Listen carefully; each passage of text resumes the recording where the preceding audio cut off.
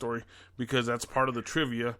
But knowing that he told Carol that right off the bat.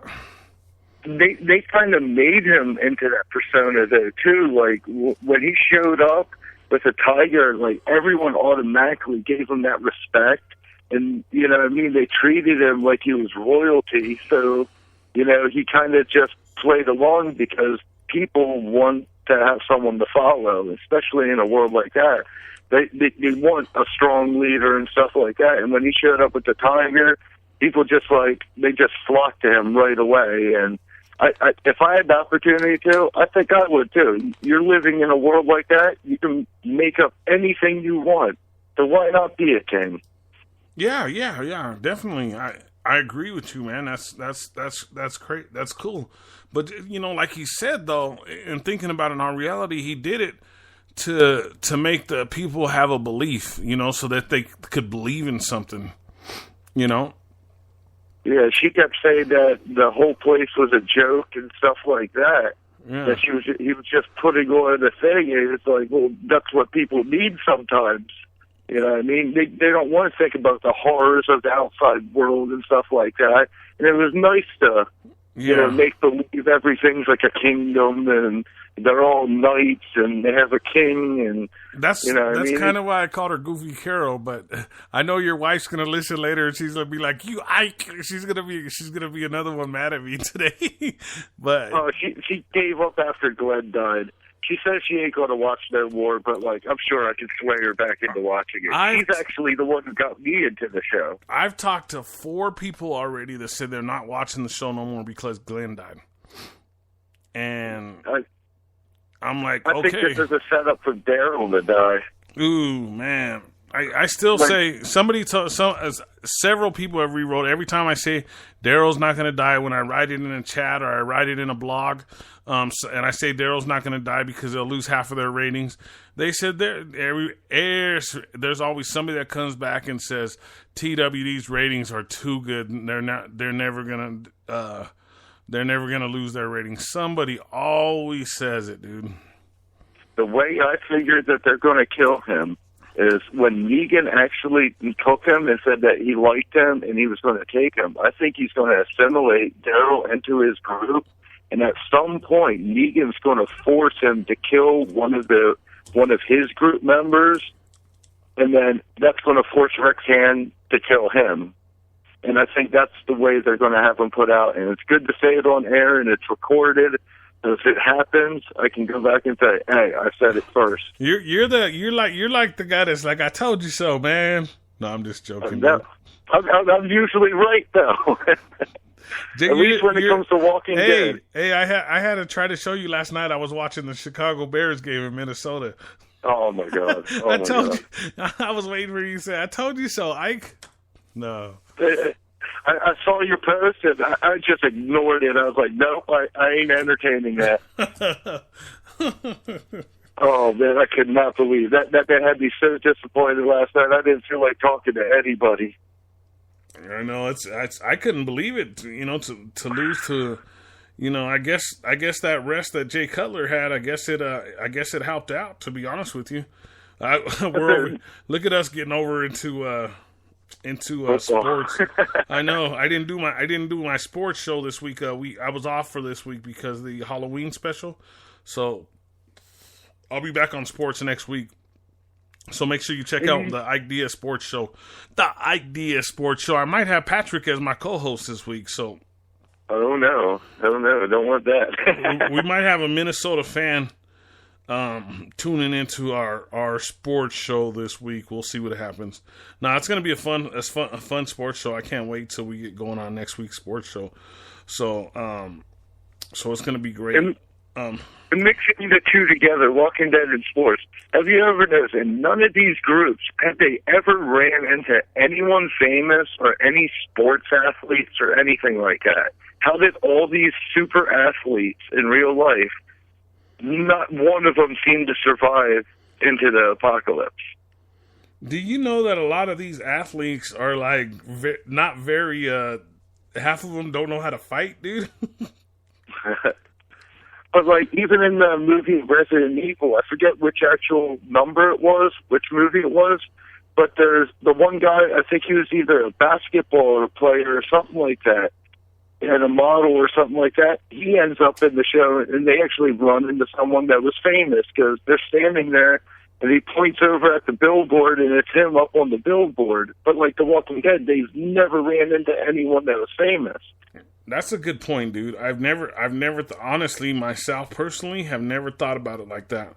And thinking about it now, I'm like, hey, you know what? And they're down in Atlanta where you got the Falcons, you got the Braves, you have the Hawks. You would imagine that it's they're gonna run into somebody. Atlanta must be bigger. What's the demographics? What's the size population rise of Atlanta? Do you know? I know they're up in Virginia right now, or West Virginia, correct, or something like that. Yeah. I can find out. I'm going to look up right now. Because, dude, they're coming across so many people, dude. It is like, I'm looking at all the people they're coming across, and I'm like, wow, where did these people just keep coming from? They just keep coming and coming. It's a never ending story, basically, is what I'm trying to say here. There's got to be so many groups around and stuff like that. No, it's like we're just seeing a small part of the country. There's got to be like hundreds, if not thousands, of pockets of survivors everywhere. Yeah, but with everything there, it sounds like they're running into so far is all Atlanta based, dude. You know, it's all from Atlanta. Yeah. I gotta relax. I'm still in the mood where, I'm so in the mood where we're in that. I'm in that old TWD mood that I used to be in, so I got to relax and get into the IKE DIAZ and Patrick TWD mood. You know what I mean? Okay, now I got the statistics for how many people there are supposed to be in Atlanta. Okay. They estimate it at 550,000 three residents. Okay, for the city of Atlanta, not the state. What's the state? No, just Atlanta alone. Okay, and that's about what Denver is. It's just a little over 500,000 people. Yeah, I want to say Denver's like that, but it's between that and about 750,000 people, I'm guessing, for Denver. But then you have all the surrounding areas. But the state of Colorado is like at 5 million people, but wow. It was at 3.8 3 or 4 years ago. I think I talked to you about this until the reefer thing came along, dude, and it changed the whole thing, bro. The whole thing was changed. I heard that brought up a lot of revenue out there too. Dude, it is so crazy out here, dude. And it's dude, there's so many jobs. There's so. Yeah, the cost of living is high. We got in the top 5 of cost of living, but dude, it's crazy because of all the opportunities that are available out here. But let's get back to The Walking Dead. We were on. I want to talk about Carol and King Zeke at the end. He comes to the door with the pomegranate with his lion, and Carol looks at him kind of goofy, I'd say. Yeah. I actually like King Ezekiel's assistant. I forget what his name is right now, but he just kept doing all them silly little puns and stuff like that to Carol when he was talking about the fruit and everything. He actually seems like a cool guy. I hope they get more into him. Yeah. So the reason I want to bring that up is because in The Talking Dead after, the guy that plays King Zeke, he said that they asked him, well, what were you going to see Carol for? And he said, I was going to get laid. I heard that too, that they might end up having a relationship, but that's all like rumors on different sites and stuff. Yeah. But, like, to kind of make it seem like, because they both put on that fake facade and they both seen through each other's bull junk or whatever. I'm trying not to say anything bad.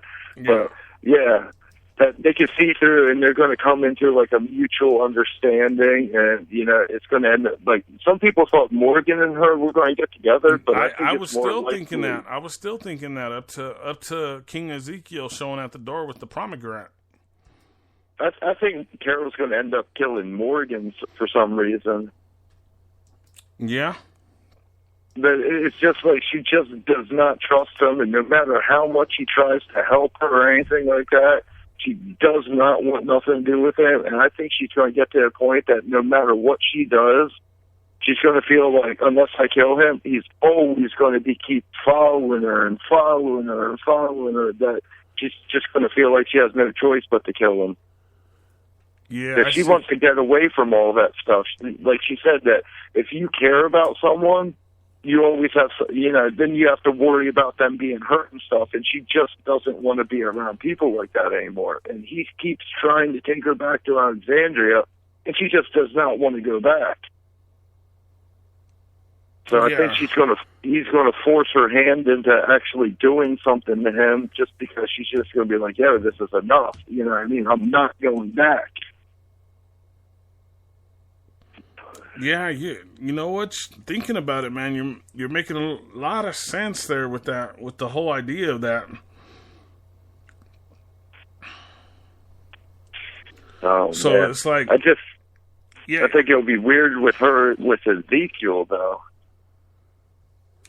So it's like it's still a lot to bring in to think about, dude. It really is. It's still a lot to. With all that, with the Carol and King Ezekiel thing, he's finally here, and now we get to deal with him. So I want to get back to, you want to talk a little more about the, I want to get into it because it's kind of funny, kind of weird. Yeah, and you don't like the drama and baby's mama drama type stuff, and you ain't a big relationship guy. No, but anyway, it's pretty. The thing I was bringing up was that with King Ezekiel and his band of a group, and if what I did was I posted the picture of King Ezekiel and his group of army. Of his army, and it's only like about 10 of them. So, and you think about Negan's army, you say it's 50, which I think is more around 200. Yeah. And they're trading with him. So, the reason, we'll set it back to, they were feeding the pigs, the walkers.